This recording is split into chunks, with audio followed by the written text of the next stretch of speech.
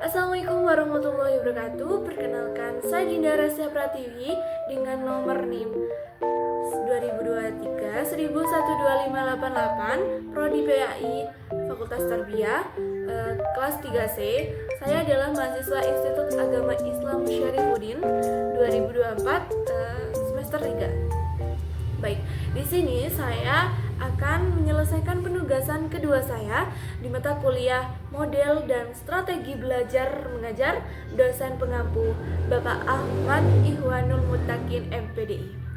Di sini ada poin pembahasan yang bisa saya sampaikan. Yang pertama yaitu topik perbedaan kurikulum K13 dengan kurikulum Merdeka. Kemudian topik yang kedua yaitu kita akan membahas macam-macam model pembelajaran.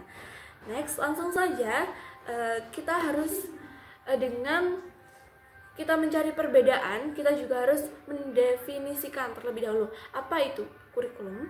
Nah, kurikulum adalah seperangkat rencana dan pengaturan mengenai tujuan, isi, materi, dan metode pembelajaran yang digunakan sebagai pedoman dalam proses pendidikan. Kemudian, kurikulum mencakup semua pengalaman belajar yang dirancang oleh sekolah atau lembaga pendidikan untuk mencapai tujuan tertentu, seperti pengembangan, pengetahuan, keterampilan, dan sikap peserta didik.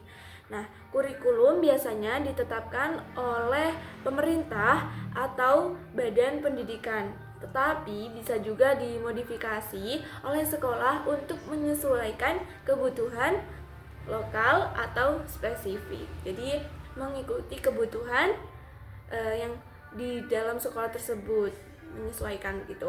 Kemudian kita harus juga mengetahui apa pengertian dari kurikulum 2013 atau biasa disebut dengan K13 gitu. Kurikulum 2013 atau K13 adalah kurikulum pendidikan di Indonesia yang diterapkan secara resmi sejak tahun 2013. Nah, menggantikan kurikulum tingkat satuan pendidikan atau yang disebut KTSP. Kemudian kurikulum ini dirancang untuk meningkatkan kompetensi siswa dalam aspek sikap, keterampilan, dan pengetahuan melalui pendekatan tematik integratif. Kemudian karakteristik dari kurikulum K13 ada 6 di sini yang bisa saya sampaikan. Yang pertama yaitu pendekatan saintifik. Kemudian ada pengembangan sikap, pengetahuan, dan keterampilan. Kemudian yang ketiga yaitu tematik integratif di tingkat SD. Yang keempat yaitu penilaian autentik. Yang kelima, penguatan pendidikan karakter. Yang keenam, pembelajaran berbasis kompetensi. Lanjut ke pengertian kurikulum merdeka.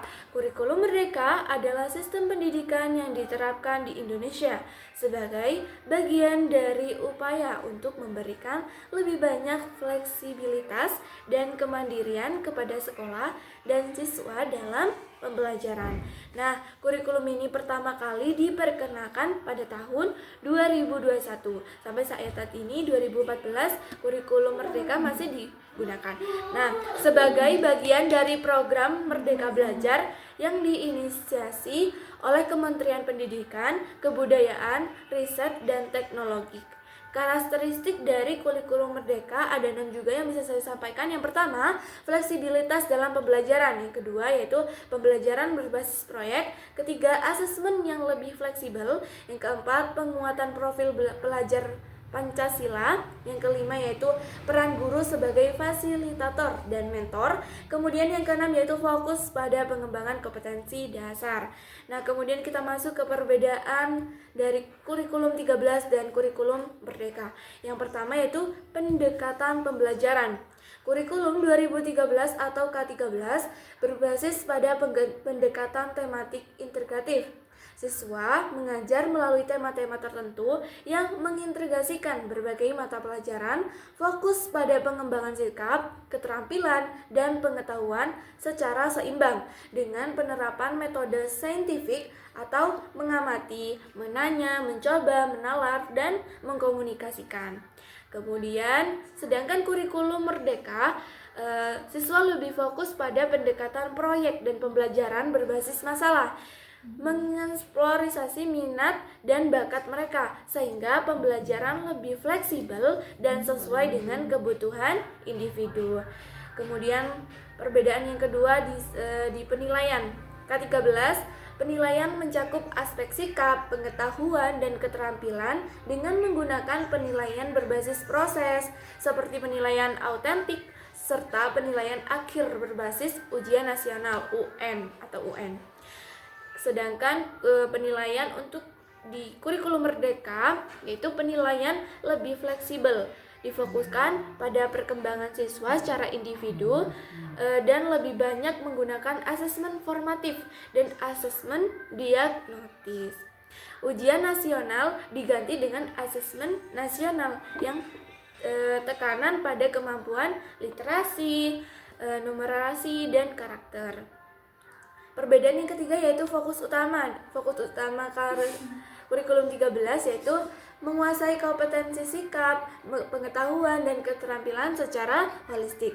Sedangkan kurikulum Merdeka yaitu fokus pada kemandirian belajar siswa, di mana pembelajaran lebih menekankan pada pengembangan karakter, literasi, numerasi, serta keterampilan berpikir kritis dan kreatif. Di poin perbedaan keempat yaitu struktur dan struktur mata pelajaran. Di kurikulum 13, mata pelajaran dibagi secara jelas dengan alokasi waktu tertentu untuk setiap mata pelajaran. Nah, penggabungan dilakukan melalui pendekatan tematik di tingkat dasar. Sedangkan di kurikulum Merdeka, struktur lebih fleksibel, memberikan kebebasan kepada sekolah untuk memilih dan mengatur materi sesuai dengan kebutuhan peserta didik. Siswa juga bisa lebih banyak memilih pembelajaran yang sesuai dengan minatnya, bakatnya, terutama di jenjang SMA. Kemudian perbedaan yang kelima di topik peran guru. Nah, di kurikulum 13, guru itu berperan sebagai fasilitator dan pembimbing dalam proses belajar mengajar yang terstruktur. Sedangkan di kurikulum Merdeka, guru lebih berperan sebagai mentor yang memberikan bimbingan, namun membiarkan siswa lebih banyak mengambil inisiatif dalam proses belajar mereka. Ada dorongan untuk pendekatan yang lebih kolaboratif dan personalisasi pembelajaran. Nah, setelah kita mempelajari dari perbedaan kurikulum 13 dan kurikulum Merdeka, di sini kita masuk ke topik kedua yaitu tentang model-model pembelajaran. Nah, kita tahu bahwasannya model-model pembelajaran itu sangat penting.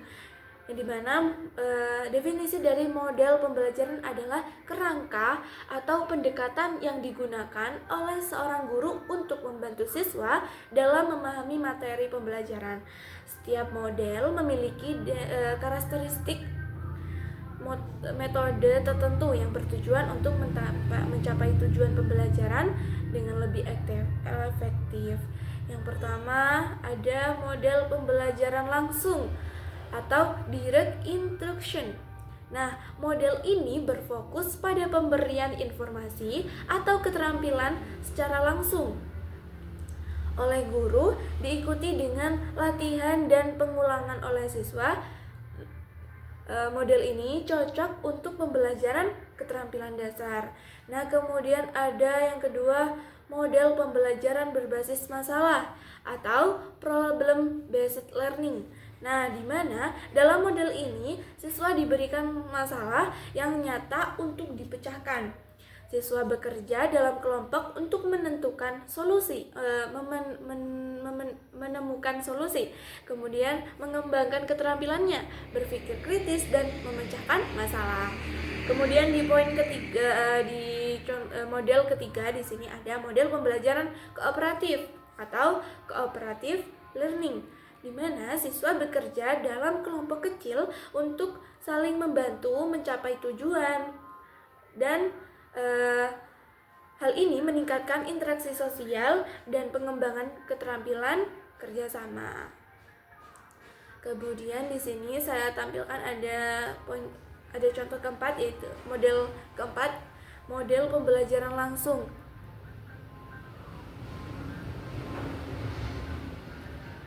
ada model pembelajaran inquiry based learning, di mana siswa didorong untuk mengajukan pertanyaan, menyelidiki dan menemukan jawaban mereka sendiri sehingga meningkatkan kemandirian belajar. Kemudian ada model pembelajaran project based learning, di mana siswa bekerja dalam jangka waktu tertentu untuk menyelesaikan proyek yang kompleks dan mempresentasikan hasilnya. Nah, ini sangat memungkinkan siswa menerapkan pengetahuan dalam konteks yang lebih praktis. Kemudian ada model pembelajaran diferensiasi. Nah, ini mungkin sangat familiar banget gitu ya. Diferensiasi atau differentiated instruction. Nah, model ini menyesuaikan pengajaran dengan berbagai kebutuhan, gaya belajar, atau kemampuan siswa, sehingga setiap siswa dapat belajar sesuai dengan potensinya gitu. Kemudian ada model pembelajaran flipped classroom, di mana siswa mempelajari materi di rumah, misalnya melalui video, dan waktu di kelas digunakan untuk diskusi atau praktis, aktivitas praktis atau yang lebih mendalam gitu. Jadi penugasan kedua saya sudah saya jabarkan. Saya terima kasih atas perhatiannya dan mohon maaf apabila ada kesalahan dalam pengucapan atau penjabaran. Jadi saya cukup sekian. Wassalamualaikum warahmatullahi wabarakatuh.